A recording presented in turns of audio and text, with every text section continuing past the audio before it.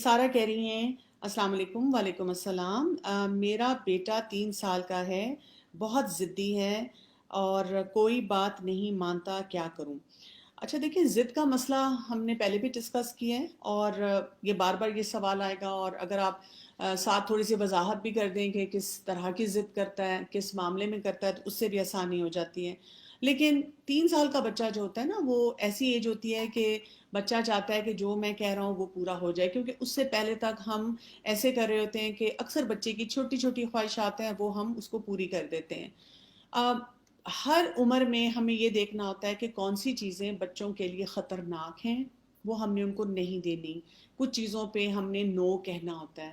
پھر ہمیں یہ دیکھنا ہوتا ہے کہ کون سی چیزیں بچے کے لیے آسان ہیں، ہم نے ان کو دے دینی ہوتی ہیں، ٹھیک ہے؟ ان کو ہم ان کی طرف لے کے جاتے ہیں، ان کو ڈائیورٹ کرتے ہیں ان چیزوں کی طرف۔ پھر ہم نے یہ دیکھنا ہوتا ہے کہ کون سی چیزیں جو ہیں اس میں ہمیں بچوں کو کچھ رولز دینے ہیں، کچھ طریقے سکھانے ہیں کہ اس وقت آپ کو یہ چیز ملے گی اور اس وقت آپ کو چیز نہیں ملے گی۔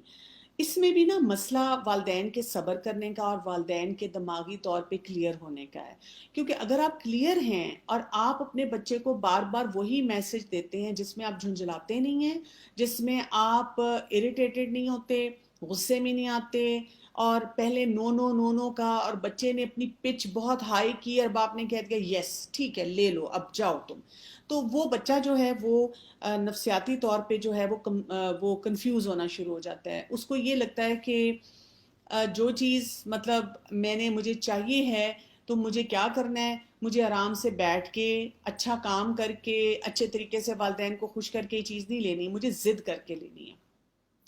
اس میں یہ بات بھی یاد رکھیے گا کہ ہمارا بیہیویئر اس چیز میں بڑھتا ایکسپینڈ ہوتا ہے جس میں ہمیں پھر ٹینشن ملنا شروع ہو جاتی ہے۔ تو بچوں کی ضد کیا ہوتی ہے؟ مثلاً بچے کی ضد، 3 سال کے بچے کی کامن ضدیں ہمارے سامنے کیا آتی ہیں؟ ایک ضد ان کی ہمارے پاس یہ آتی ہے کہ مجھے موبائل دے دیں۔ تو آپ نے ان کو بتا دینا ہے یہ آپ کے لیے کیا ہونا چاہیے، 3 سال کے بچے کے لیے ریڈ سٹینڈ ہونا چاہیے۔ آپ کو بتانا چاہیے نو بیٹا آپ کو موبائل نہیں مل سکتا۔ آپ نے موبائل اٹھا کے سائڈ پہ رکھ دیا، اب وہ بچہ پھر مانگ رہا ہے، آپ نے اس کو کہا چلو ہم ٹوائز سے کھیلتے ہیں۔ ہم کیا کرتے ہیں ہم اس ٹائم پہ اس کو وہ چیزیں اوور ایکسپلین کرتے ہیں، یہ اچھا نہیں ہے، یہ ٹھیک نہیں ہے، یہ تمہیں دینا نہیں چاہیے، تمہیں کھیلنا نہیں چاہیے، کچھ نہیں آپ نے کہنا۔ آپ نے کہنا وہ بیٹا لاؤ آپ کی گاڑی، وہ آپ کا کھلونا۔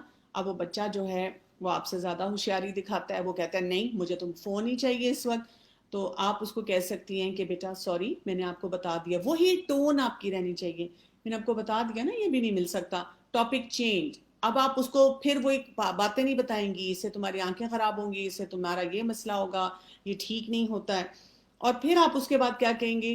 پھر آپ اس کو دوسری طرف لے جائیں گے، فون کو اٹھا کے اس کی نظروں سے دور کر دیں گے۔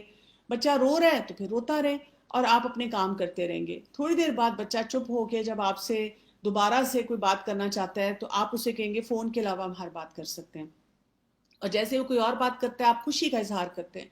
ضد کیسے پکڑے گا؟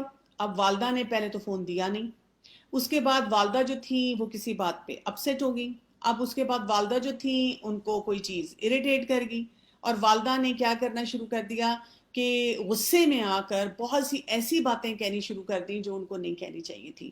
اور پھر وہی بات ہے کہ پہلے بار بار وارن کیا چپ ہو جاؤ، تم پھر رو رہے ہو، اگر تم نے دوبارہ ایسی بات کی پھر دیکھنا میں تمہارے پاپا کو بتاؤں گی اور میں ایک لگاؤں گی، اور تم لوگ جو ہو تم سیدھے نہیں ہوتے ہو ایسے، اور تمہیں تو سیدھا کرنے کے لیے مجھے کچھ کرنا پڑے گا، کوئی طریقہ اختیار کرنا پڑے گا۔ اور یہی ساری باتیں کرتے کرتے پھر کیا ہو جاتا ہے، والدہ جو ہیں وہ اتنی اریٹیٹ ہو چکی ہوتی ہیں وہ سب کو چھوڑ دیتی ہیں، وہ بس اریٹیٹ ہوتی ہیں اور وہ پھر فون وغیرہ سب کچھ اس کو پکڑا دیتی ہیں۔ تو اس سے پھر ضد جو ہے وہ بڑھتی ہے۔